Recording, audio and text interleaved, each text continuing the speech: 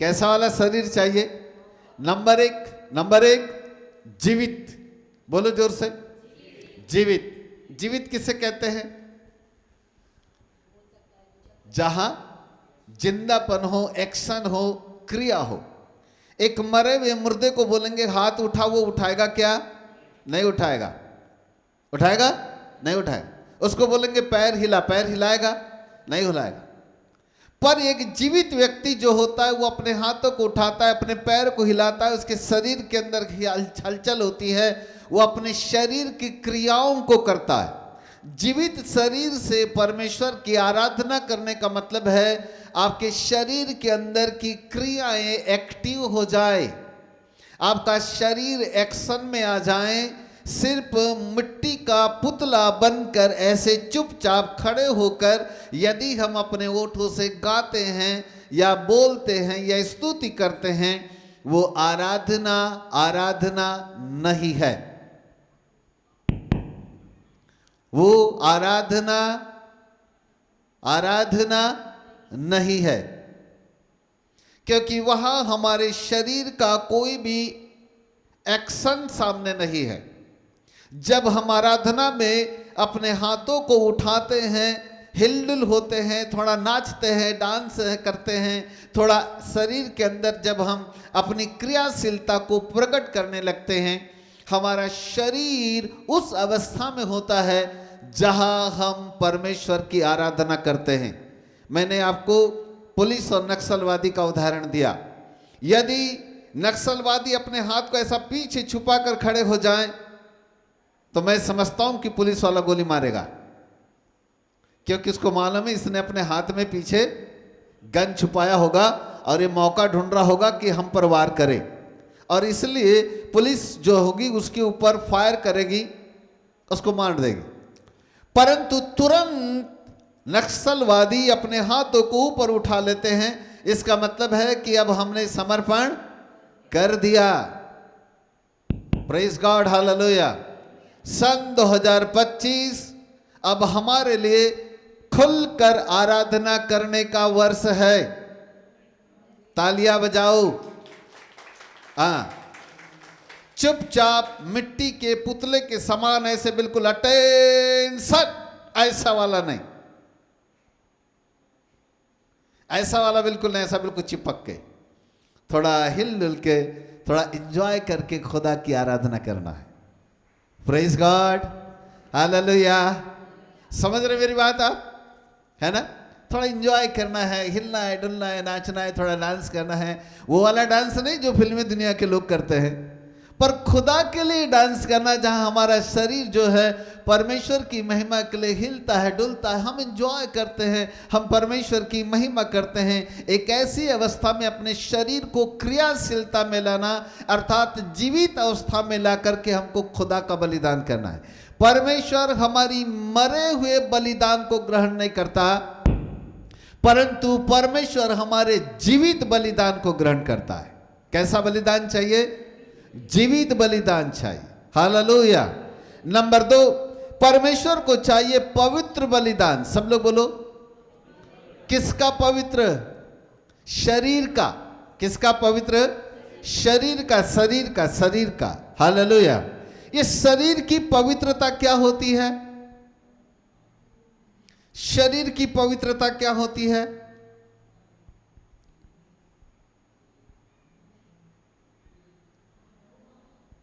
शारीरिक पवित्रता है ना, हमारा शरीर भी पवित्र होना है। ना केवल आपको अंदर से पवित्र होना है, वरन आपको बाहर से भी पवित्र होना है, क्योंकि पवित्रता से शोभायमान होकर परमेश्वर को दंडवत करो, बाइबल कहती है। इसका मतलब है हमारा शरीर भी शुद्ध होना है, शरीर भी पवित्र होना है, शरीर के अंदर भी अशुद्धता नहीं होनी है।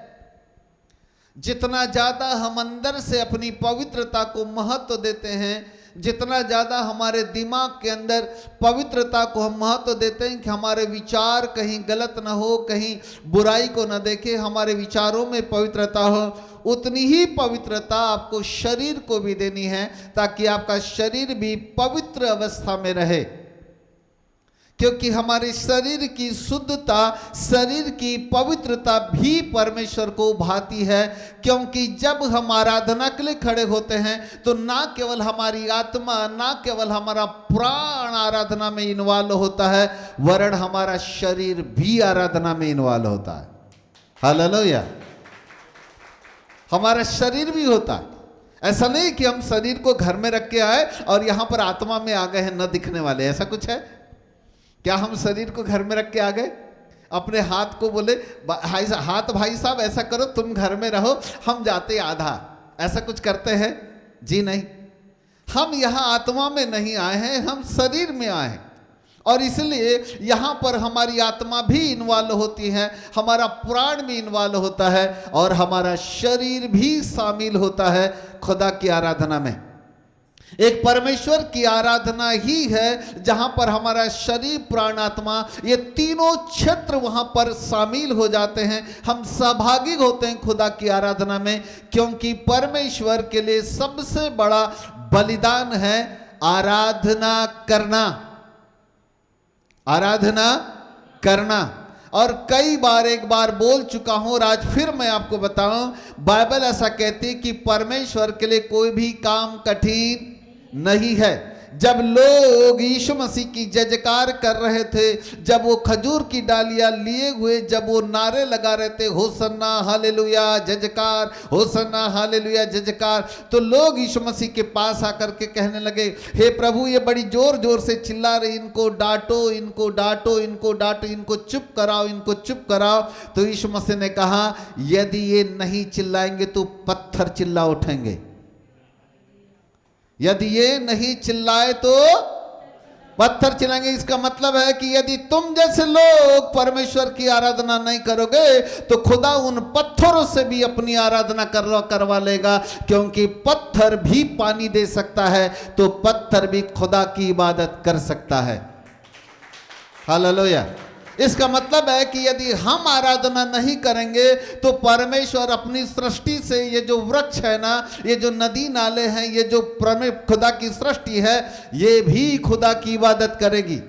जब मैं कभी समुद्र के किनारे होता हूं तो बड़े ध्यान से समुद्र की लहरों को देखता हूं, उनको सुनता हूं, और जब समुद्र की लहरों की आवाज़ आती है तो मुझे, मेरे कानों में ऐसा लगने लगता है, वो लहरें एक दूसरे के साथ जब टकराती है और जो आवाज़ पैदा करती है, वो आवाज़ से ऐसा लगता है कि वो अपने सृष्टिकर्ता का धन्यवाद करती है कि ऐ मेरे सृष्टिकर्ता, कम से कम आपने हमको ऐसे समतल वाला पानी नहीं बनाया कि हम चुपचाप रहें, परंतु हमको उथल पुथल वाला बनाया। आपस में हम एक दूसरे से टकरा टकरा के जो आवाज़ करते, उससे आपकी महिमा तो होती है। हालेलुया। जब हवा चलती है, वृक्ष के पत्ते एक दूसरे के साथ टकराने लगते हैं, और जब वो वृक्ष के पत्ते टकराते, आप जंगलों में जाओ, जब वृक्ष के अंदर हवाएं चलती, जंगल के अंदर हवाएं चलती है, और जब झाड़ के पत्ते एक दूसरे से टकराने लगते हैं तो वहाँ एक आवाज़ आने लगती है, और ऐसा लगता है ये वृक्ष भी अपनी अपनी आवाज़ में खुदा की इबादत करते हैं। Praise God. हालेलुया। और जब पूरी सृष्टि खुदा की इबादत कर सकती है, सुबह सुबह उठ करके, यदि आप भोर को उठ करके यदि आप टहलने के निकल जाए ना, तो चिड़िया की चहचहाट, पक्षियों की चहचहाट कानों के अंदर सुनाई देने लगती है, और ऐसा प्रतीत होता है कि खुदा की वो सृष्टि जो बोल नहीं सकती, परंतु अपनी अपनी भाषा में ये पशु पक्षी जब बोलते हैं ना, ऐसा लगता है ये भी खुदा का धन्यवाद कर रहे हैं, ये भी खुदा का धन्यवाद करें। इसलिए यीशु ने कहा, यदि तुम नहीं चिल्लाओगे तो पत्थर चिल्ला उठेंगे। परमेश्वर चाहता है कि हम आराधना करें, क्योंकि परमेश्वर के लिए कोई भी काम कठिन नहीं है। वो पत्थरों से भी अपनी आराधना करवा सकता है। इसका मतलब है खुदा के लिए एक काम कठिन है, और वो है खुद की आराधना वो नहीं कर सकता। खुद की आराधना नहीं कर सकता। लोग तो एक अच्छी खासी बढ़िया फोटो बना लेते हैं, कोई मूर्ति सामने रख लेते हैं, उसके ऊपर मोमबत्ती अगरबत्ती चढ़ा चढ़ा के वो अपने तरीके से वो अपने इष्ट की आराधना कर लेते हैं। लेकिन हमारा खुदा ऐसा नहीं, हमारा परमेश्वर जीवित परमेश्वर है, इसलिए वो चाहता है कि हम भी जीवित अवस्था में और पवित्र अवस्था में होकर खुदा की इबादत करें। वो चाहता है परमेश्वर। परमेश्वर जिंदा खुदा है, उसके लिए कोई काम कठिन नहीं है, परंतु एक काम कठिन है और वो है कि वो खुद की महिमा नहीं कर सकता, वो खुद की स्तुति नहीं कर सकता, वो खुद की आराधना नहीं कर सकता। इसलिए यशायाह नबी की किताब उसका 43 अध्याय उसका 7 और उसके 21 पद में बाइबल ऐसा कहती है कि परमेश्वर ने अपनी प्रजा को इसलिए बनाया है कि वो उसका गुणनवाद करें। 21 में लिखा है, परमेश्वर ने अपनी प्रजा को इसलिए बनाया कि वह उसका गुणनवाद करें।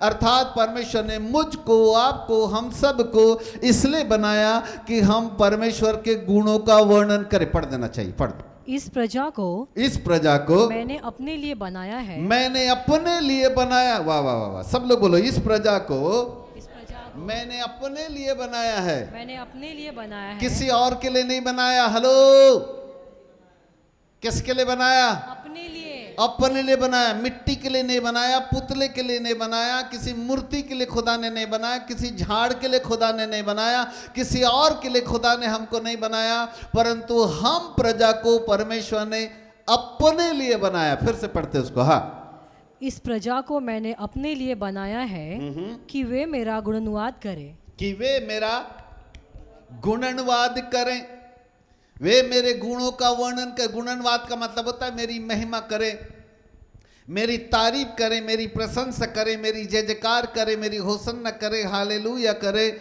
मेरी आराधना करें। गुणनवाद का मतलब ये होता है। इसका मतलब है परमेश्वर ने मुझको और आपको इसलिए बनाया है कि हम परमेश्वर की महिमा करें। क्या करें हम? कैसे करें? नंबर 1 जीवित, नंबर 2 पवित्र, और नंबर 3 भावता हुआ। कैसा? भावता हुआ। भावता हुआ का मतलब है परमेश्वर को प्रसन्न करने वाली आराधना। भावता हुआ का मतलब है ग्रहण योग्य आराधना, जहां खुदा हमारी आराधना को ग्रहण कर सके, जहां परमेश्वर उस आराधना के द्वारा खुश हो जाए, प्रसन्न हो जाए, ऐसी आराधना। और बाइबल ऐसा कहती है कि परमेश्वर को यदि खुश करना है, आराधना से प्रसन्न करना है और उसको ग्रहण योग्य यदि आराधना चाहिए, तो यूहन्ना 4:24 में ऐसा लिखा है कि आराधना करने वाले यानी भजन करने वाले आत्मा और सच्चाई से आराधना करें। कैसे आराधना करें? आत्मा और सच्चाई से आराधना करें। हालेलुया, बोलो यीशु प्रभु की। कैसी आराधना करें? आत्मा और सच्चाई से की जाने वाली आराधना परमेश्वर को ग्रहण योग्य आराधना है। भावती हुई आराधना वो है जहां हम आत्मा और सच्चाई से परमेश्वर की आराधना करते हैं। यदि आत्मा और सच्चाई से हम आराधना नहीं कर सकते हैं तो ऐसी आराधना परमेश्वर को ग्रहण योग्य आराधना नहीं है। बोलो यीशु प्रभु की। हालेलुया, मेरी बात समझ रहे हैं? प्रेरित पौलुस यहाँ पर रोम नगर की कलीसिया को जब पत्र लिखते हैं तो वो कहते हैं कि हे मेरे भाइयों, मैं परमेश्वर की दया को स्मरण करा के तुमसे विनती करता हूँ, निवेदन करता हूँ कि अपने शरीरों को नंबर 1 जीवित, नंबर 2 पवित्र और नंबर 3 परमेश्वर को भावता हुआ बलिदान चढ़ाओ। है ना? भावता हुआ बलिदान करके चढ़ाओ। तो हमें परमेश्वर की आराधना कैसी करनी है? नंबर 1 जीवित आराधना करनी है, नंबर 2 पवित्र आराधना करनी है, नंबर 3 ग्रहण योग्य। भावता हुआ का मतलब है ग्रहण योग्य, जिससे परमेश्वर खुश हो जाए। और परमेश्वर किससे खुश होता है? आत्मा और सच्चाई से की जाने वाली आराधना से परमेश्वर खुश होता है। इसका मतलब कहां से गाना है? आत्मा से गाना है। कहां से गाना है? आत्मा से बोलने से, अंदर से। कहां से गाना है? अंदर से। Hallelujah, praise God. मेरी तरफ देखिए, देखो 2 प्रकार का गाना होता है, एक अंदर से और एक सिर्फ गले से। अंदर से बोलने से पेट से, आत्मा से, और एक होती बिल्कुल यहां से गले से। जैसे जय जय यीशु प्रभु की, हालेलुया, जय जय यीशु प्रभु। कहाँ से गा रहा हूँ मैं? ये देखो यहाँ से आवाज आ रही है, पर यदि मैं इसको यहाँ से गाऊंगा, जय जय यीशु प्रभु की, हालेलुया, अब देखो ये आवाज कहाँ से आई? अंदर से। जब अंदर से आवाज आएगी, आपकी नसें यहाँ फूलेगी, आपकी अतड़ियाँ थोड़ी ऊपर की ओर आएगी, बाहर ऐसी आएगी, ऐसी ऊपर। जब आपकी अतड़ियों में ताकत लगे और जब आपकी अतड़ियाँ ऊपर आने लगे, तो समझना कि मैं अंदर से गा रहा हूँ। और यदि आपकी अतड़ियों में थोड़ा सा भी कोई परिवर्तन समझ में नहीं आ रहा है, इसका मतलब है कि हम सिर्फ कहाँ से गा रहे हैं? गले से। और ऐसी आराधना खुदा ग्रहण नहीं करता, वो भावती भी आराधना नहीं है। हम संदीप या कितना अच्छा गिटार लेके पूरी ताकत लगा के गाता है, पूरी ताकत लगा के पूरी शक्ति से गाते हो, पूरी ताकत से। आपको पता है, मैं पीछे बैठूं चाहे इधर बैठूं, किधर भी बैठूं, मेरी आवाज को सुनना, वहां से जोर से आवाज आएगी मेरे गले से, क्योंकि मैं जोर से इसलिए गाता हूं ताकि मैं यहां से न गा सकूं। मैं कहां से गाऊं? अंदर से गाऊं, अंदर से गाऊं। मैं कहीं बैठूं, किधर ही रहूं, साथ में रहूं, आगे रहूं, पीछे रहूं, मैं हमेशा अंदर से गाता हूं। यदि मैं धीरे भी गाऊंगा तब भी अंदर से गाऊंगा। ऐसा नहीं है कि केवल बड़ी गला फाड़ के गाएंगे तभी हम बिल्कुल अंदर से गाएंगे, ऐसा भी नहीं है, परंतु अंदर से गाएं, अंदर से गाएं। आपके लिए परमेश्वर ने अच्छे आराधना को रखा हुआ है, आराधना की शिक्षा को रखा हुआ है। अच्छी आराधना करते हैं, गिटार बजा के सारा साथ जितना हो सकता है उतना हम लोग यहाँ पर ला करके अच्छा कोशिश करते हैं कि हम अच्छा गाएं। परंतु यदि हमारी आवाज़ केवल यहाँ से रही, वो आराधना, वो आवाज़ खुदा तक नहीं पहुँचेगी। परंतु यदि हम अंदर से गाएंगे, हमारी आवाज़ खुदा तक पहुँचेगी। और जब हम अंदर से गाएंगे और खुदा तक यदि आवाज़ पहुँच गई, तो भजन संहिता 22:3 के अनुसार वहाँ लिखा है कि हे तू जो, भजन संहिता 22:3 को देखो, बड़ा अच्छा लिखा हुआ, पढ़ना चाहिए। हाँ,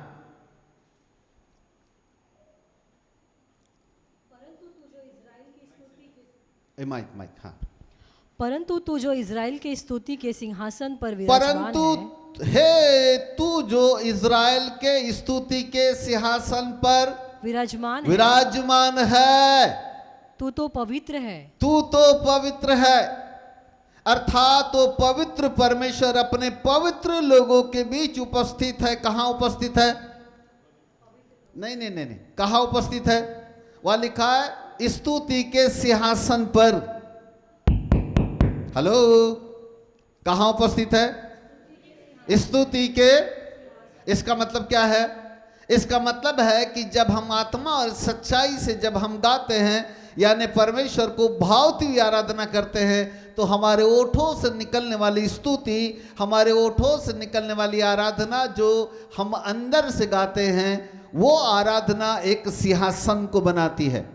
वो परमेश्वर का एक सिंहासन बनाती है और उस सिंहासन पर परमेश्वर विराजमान होते हैं। हालेलुया। वो सिंहासन है। स्वर्ग का सिंहासन अलग है, जहां पर वो युगान युग के लिए स्थिर बैठा हुआ है। लेकिन हम स्तुति करने के द्वारा, आराधना करने के द्वारा खुदा के लिए एक सिंहासन बनाते हैं और वो उस सिंहासन के ऊपर विराजमान हो जाते हैं। इसका मतलब है परमेश्वर की उपस्थिति हमारे बीच में आने लगती है, आने लगती है। बोलो यीशु प्रभु की, हालेलुया। इसका मतलब है कि परमेश्वर की आराधना हमको 3 तरीके से करना है। नंबर 1 जीवित, नंबर 2 जीवित यानी कैसी? चिपक के, चुम्बक लग गए पाँव को, पाँव बिल्कुल नहीं उठते, बड़े भारी चुम्बक ने चिपका दिया है फेविकॉल लगा के, ऐसा कुछ है। जीवित का मतलब है हिलता डुलता, एक्टिव एक्शन के साथ। नंबर 2 पवित्र, जहां पर हमारी शरीर की शुद्धता और पवित्रता भी शामिल हो। और नंबर 3 परमेश्वर को भावता हुआ, का मतलब है ग्रहण योग्य आराधना, जिससे खुदा खुश हो जाए। और वो आराधना है आत्मा और सच्चाई से की जाने वाली आराधना। ये वाली आराधना से परमेश्वर प्रसन्न होता है। और मैं चाहता हूं कि इस 2025 में अब हम सब लोग मिलकर ऐसी वाली स्तुति और आराधना चालू करेंगे। कैसी वाली? कैसी वाली? ए बच्चे जोर से बोलो, कैसी वाली? जीवित, पवित्र और परमेश्वर को भावता हो। परमेश्वर को भावता है ना। ये दो बच्चे लोग भी यहाँ खड़े हुए, उनको भी मैंने कहा अच्छे से ताली बजाना, मुंह नहीं फाड़ना और अच्छा खोल करके आराधना करना है ना। अब ये सीख रहे हैं बच्चे, धीरे धीरे अच्छा सीख जाएंगे, पर डांटना पड़ता है मेरे को तो, ताकि और अच्छे सीखे। हम चाहते हैं कि ना केवल सामने रहने वाले अच्छा गाएं, वरन सब लोग खुलकर गाएं, खुलकर प्रभु की महिमा करें। एक आराधना का ही एक ऐसा समय है जो परमेश्वर को हम देते हैं। वहां से हम परमेश्वर को एक बलि देते हैं, एक आराधना देते हैं, एक दंडवत करते हैं। वो बहुत ही कीमती समय होता है और इसलिए अपना समय परमेश्वर को आराधना के लिए देना सीखें और परमेश्वर की महिमा करने सीखें। एक दृष्टांत आपके सामने लाता हूं, उसके बाद फिर हम प्रार्थना करेंगे। दूसरा इतिहास की किताब, उसका 5वां अध्याय। दूसरा इतिहास उसका 5वां अध्याय,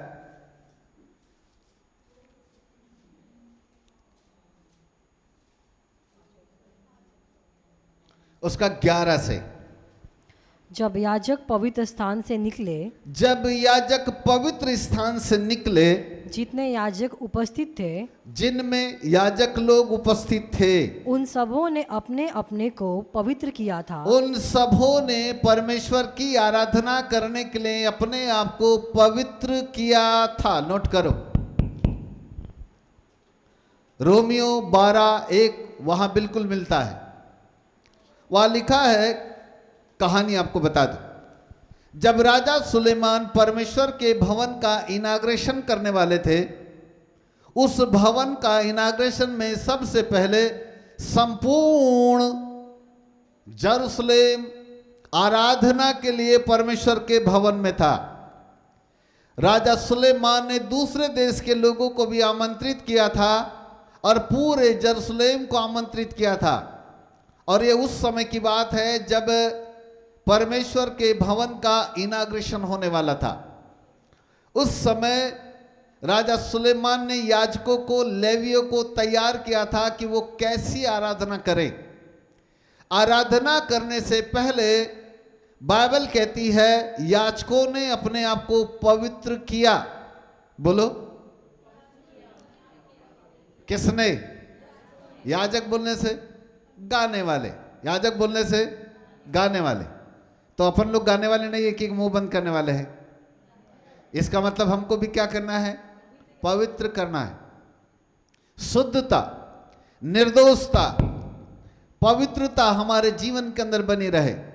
न ईर्ष्या, न जलन, न बैर, न कड़वाहट, न कपट, न दोष, न निंदा, न झूठ, न मतवालापन, न तेरा मेरा, न स्वार्थ, न कपट, और क्या बोलते हैं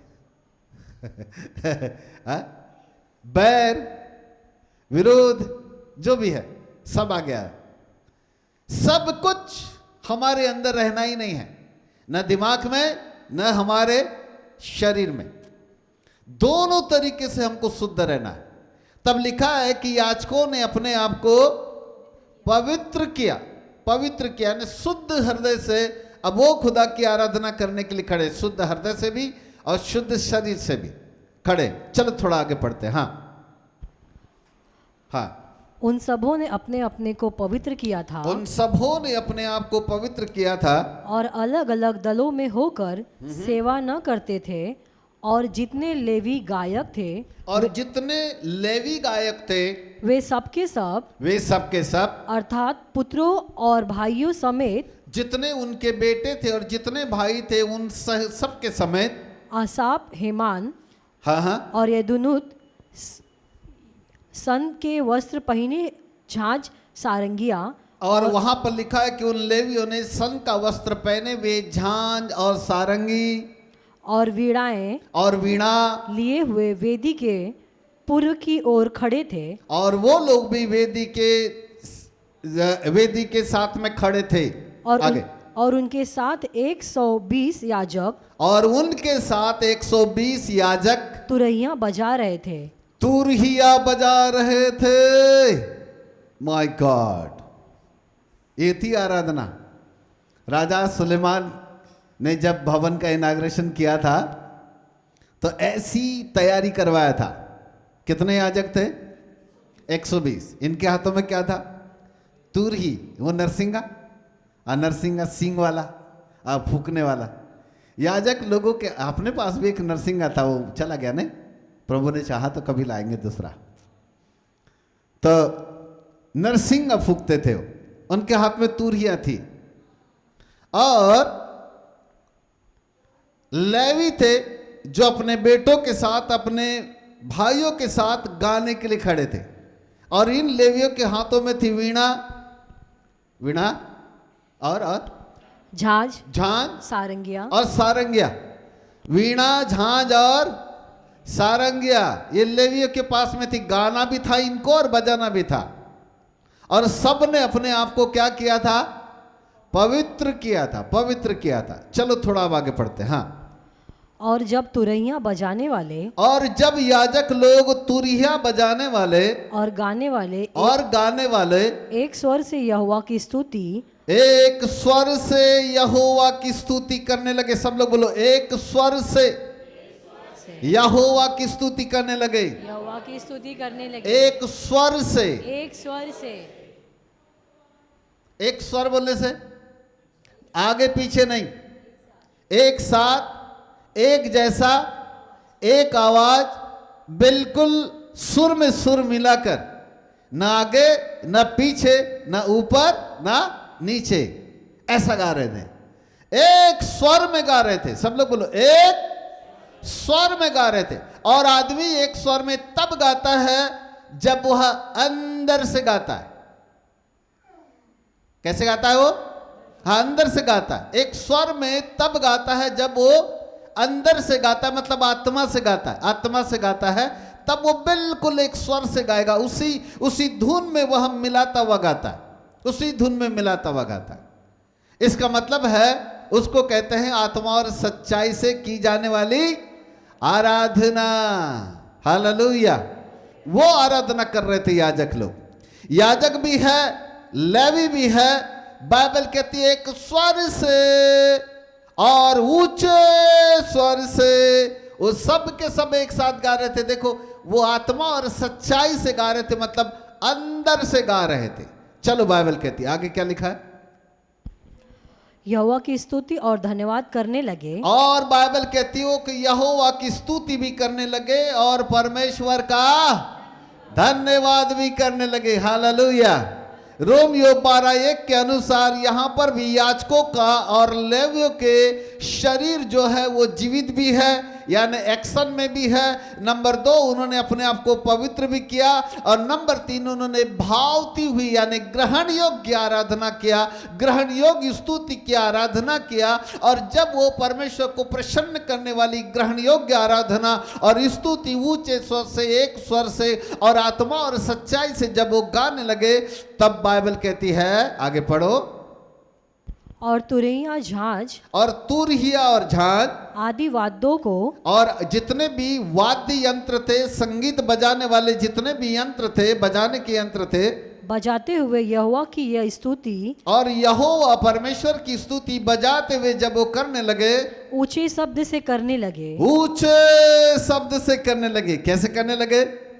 ऊंचे शब्द से करने लगे। हालेलुया।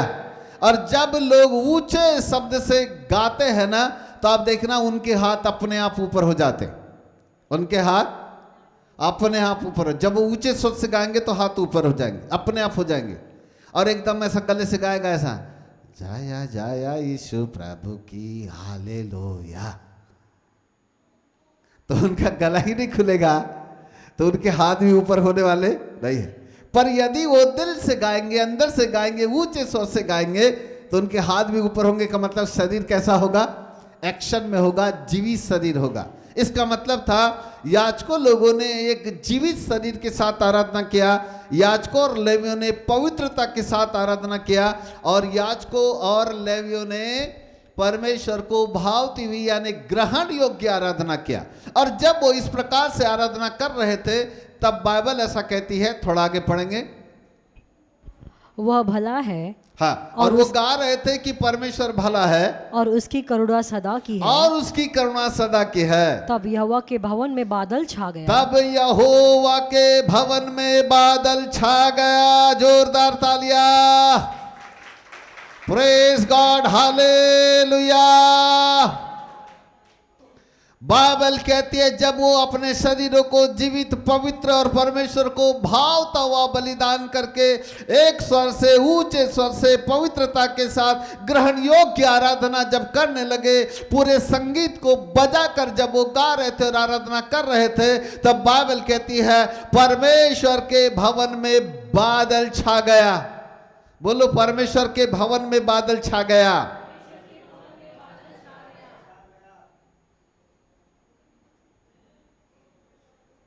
बादल पवित्र आत्मा की उपस्थिति को दर्शाता है।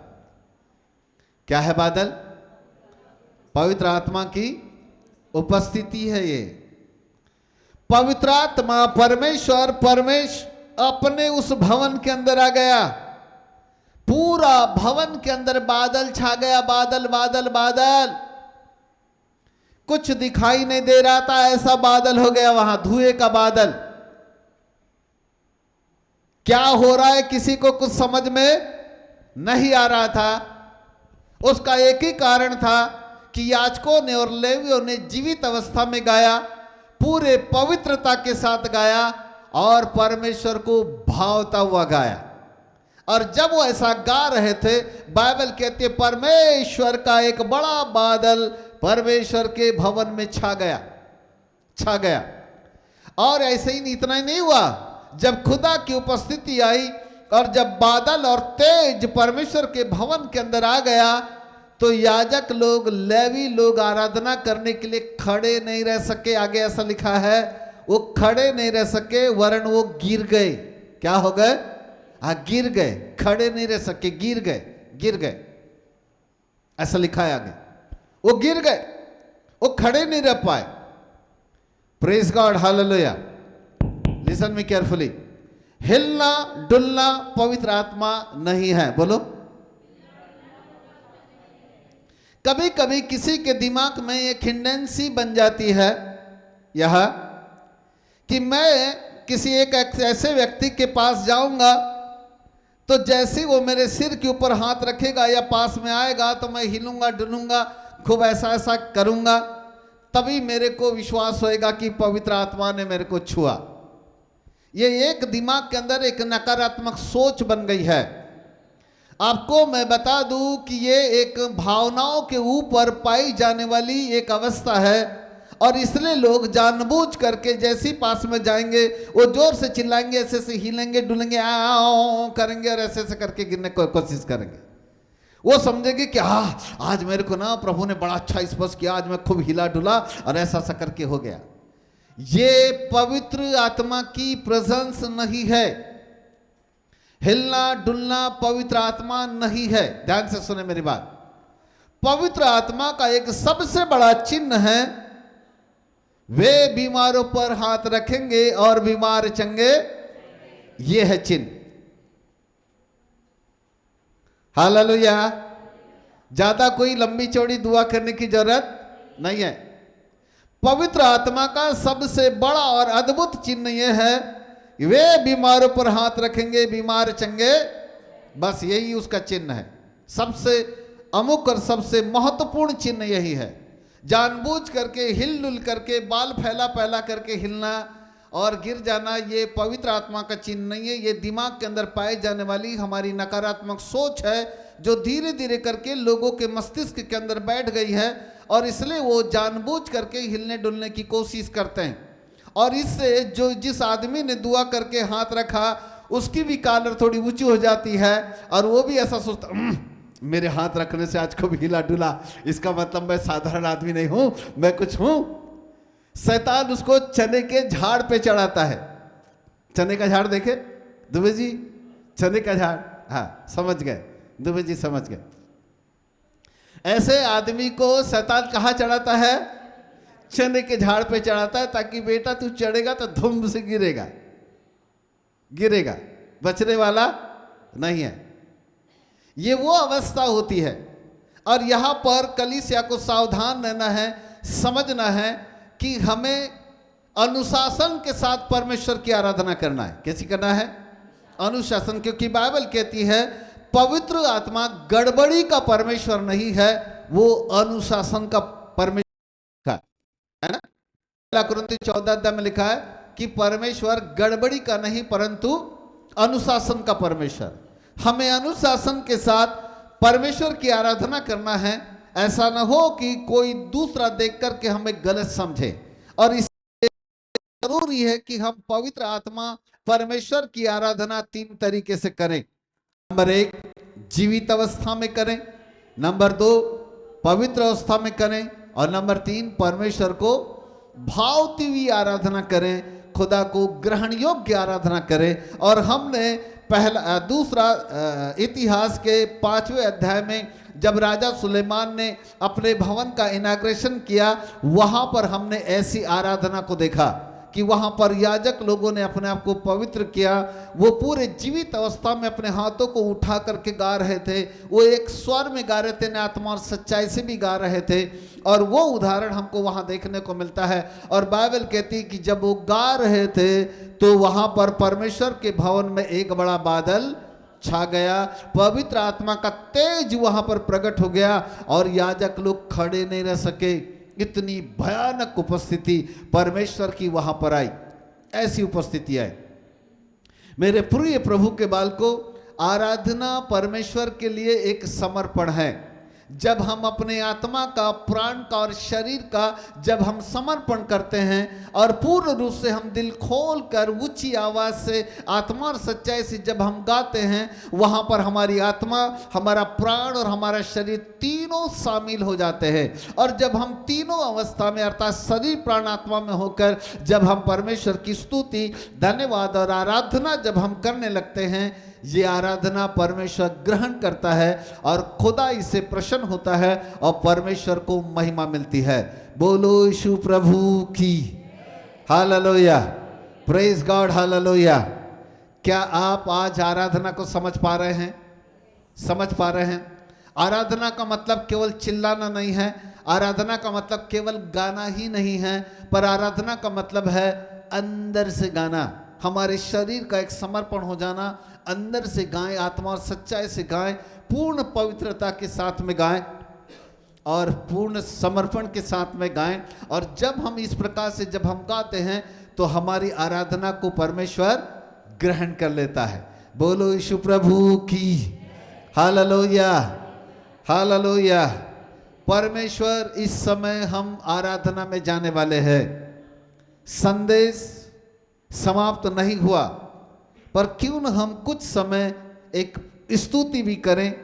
संदीप, स्तुति भी करें और हम अपने आप को आराधना में तैयार करें। चुपचाप ना रहें, गाएं, खुलकर गाएं, ताकि हम खुलकर गाएंगे, शरीर को जीवित, पवित्र और भावते हुए बलिदान करके गाएंगे, परमेश्वर हमसे प्रसन्न होगा। क्योंकि लिखा है, यदि तुम नहीं चिल्लाओगे तो पत्थर चिल्ला उठेंगे। इसलिए आओ आज हम खुलकर गाएं प्रभु के लिए, प्रभु की खुलकर आराधना करें। आप चाहो तो बाहर आ सकते हो वहां से, और वहां पर भी खड़े रहकर आप अपने हाथों को उठा के शरीर की क्रिया के साथ परमेश्वर की महिमा कर सकते हो। हालेलुया। एक माइक यहां दिया जाए।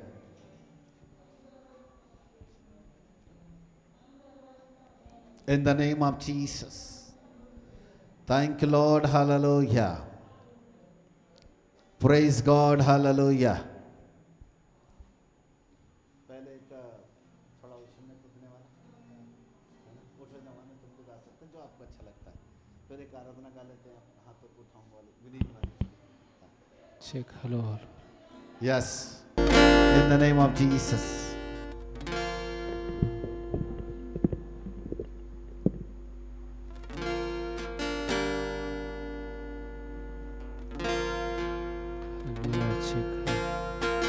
धन्यवाद धन्यवाद यीशु तेरा धन्यवाद धन्यवाद धन्यवाद यीशु तेरा धन्यवाद यीशु तेरी दया से मैं जीवन जीता हूँ यीशु तेरी कृपा से मैं आगे बढ़ता हूँ यीशु तेरी दया से मैं जीवन जीता हूँ यीशु तेरी कृपा से मैं आगे बढ़ता हूँ धन्यवाद धन्यवाद यीशु तेरा धन्यवाद धन्यवाद धन्यवाद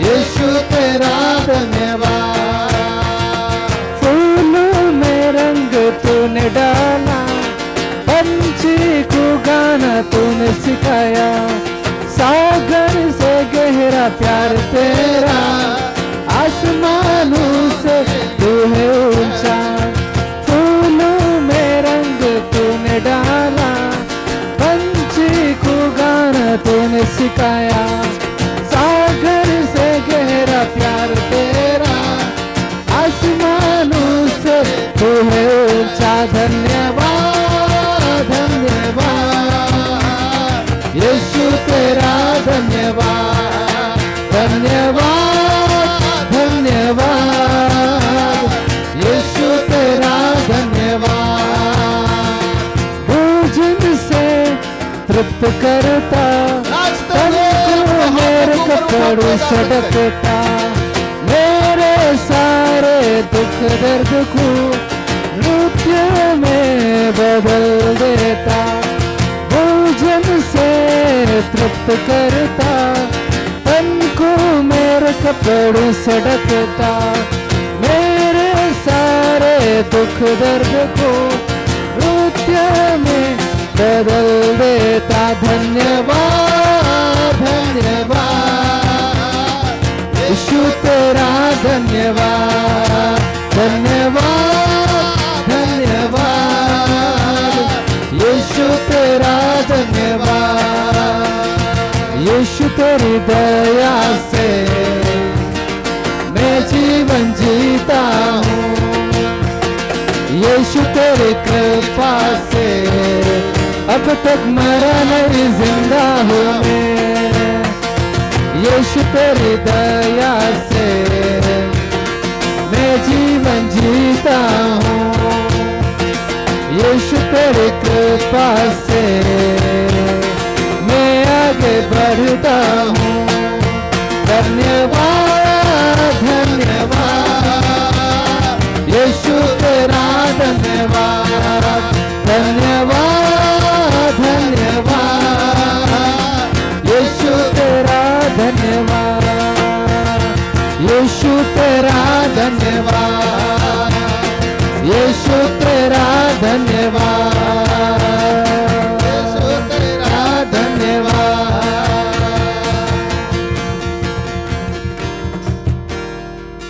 यहोवा भलाई को तेरे सभाओं में गाता रहूंगा यहोवा भलाई को तेरे सभाओं में गाता रहूंगा नाचते हुए यहोवा भलाई को तेरे सभाओं में गाता रहूंगा यहोवा भलाई को तेरे सभाओं में गाता रहूंगा इस जहां में तेरे नाम को हर पल में लेता रहूंगा इस जहां में तेरे नाम को हर पल में लेता रहूंगा तू मेरा जान है तुझ पर ईमान है तू मेरा जान है तुझ पर ईमान है सारे जहां में गाता रहूंगा यहोवा भलाई को तेरे सभाओं में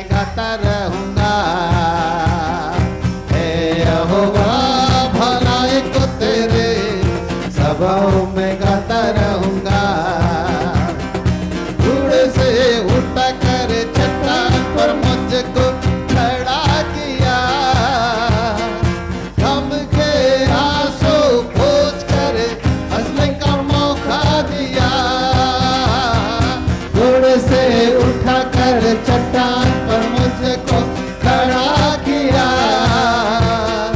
गम के आंसू पोंछ कर हंसने का मौका दिया, मौत से मुझे बचाया, अनंत जीवन दिया, मौत से मुझे बचाया, अनंत जीवन दिया।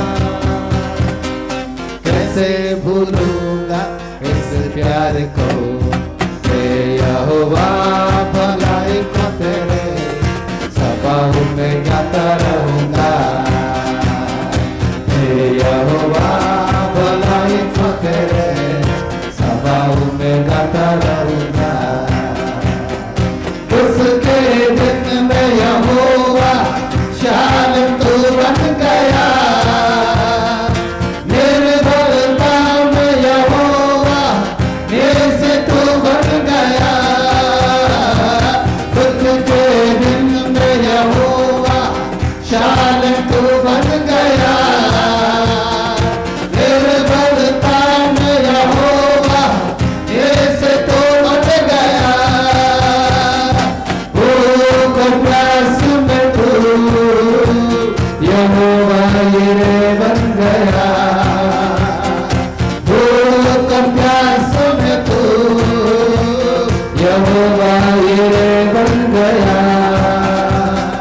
कैसे भूलूंगा इस प्यार को, हे यहोवा भलाई को तेरे सबाओं में गाता रहूंगा, हे यहोवा भलाई को तेरे सबाओं में गाता रहूंगा। इस जहां में तेरे नाम को हर पल में लेता रहूंगा, इस जहां में तेरे नाम को हर पल में लेता रहूंगा। तू मेरा जान है, तुझ पर ईमान है, तू मेरा जान है, तुझ पर ईमान है, सारे जहां में गाता रहूंगा, हे यहोवा भलाई को तेरे सबाओं में गाता रहूंगा, हे यहोवा भलाई को तेरे सबाओं में गाता रहूंगा, सबाओं में गाता रहूंगा, सबाओं में गाता रहूंगा। एक आराधना, hallelujah.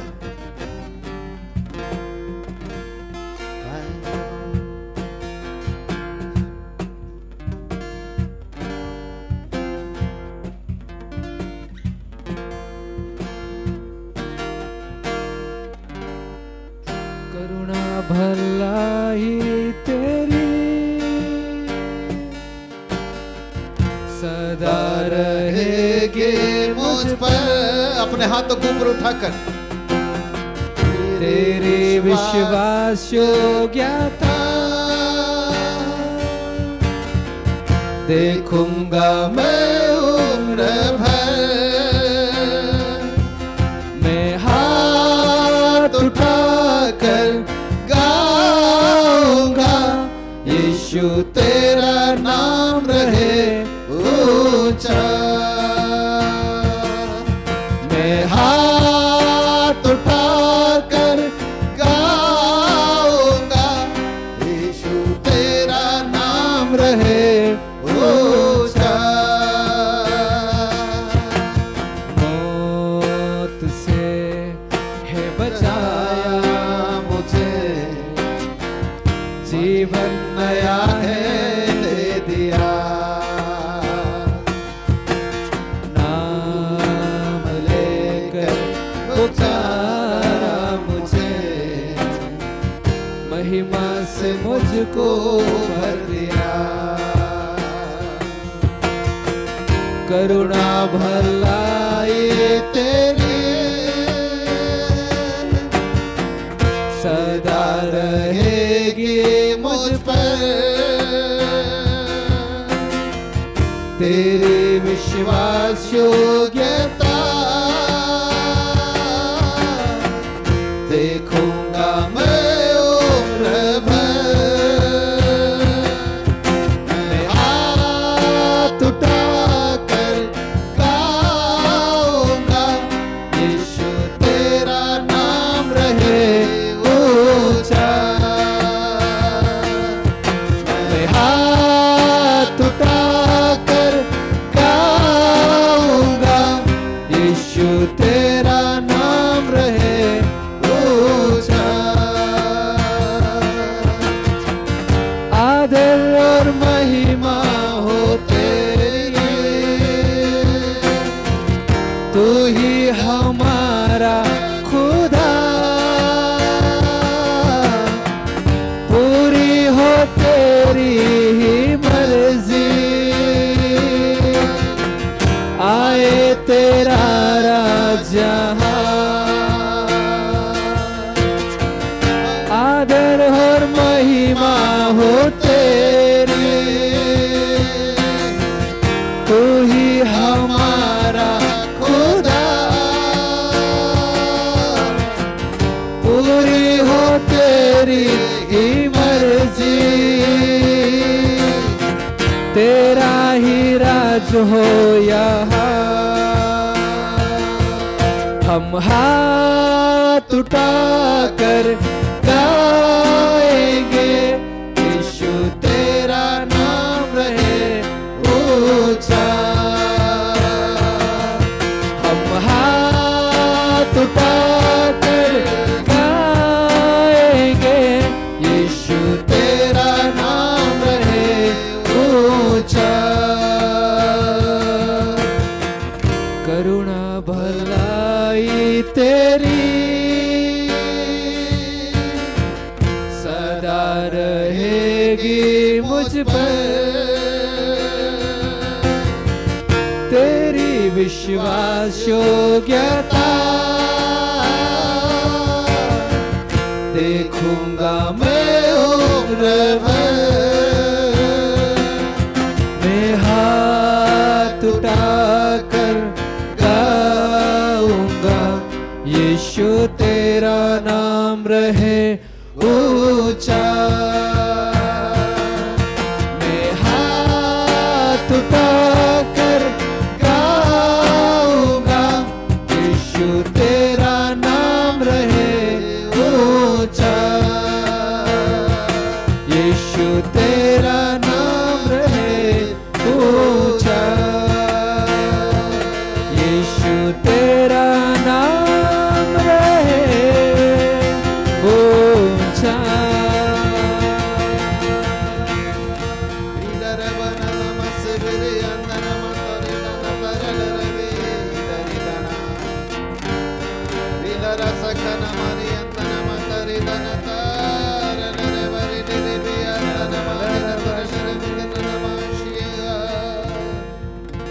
Father, we worship you, Lord. Hallelujah. Hallelujah.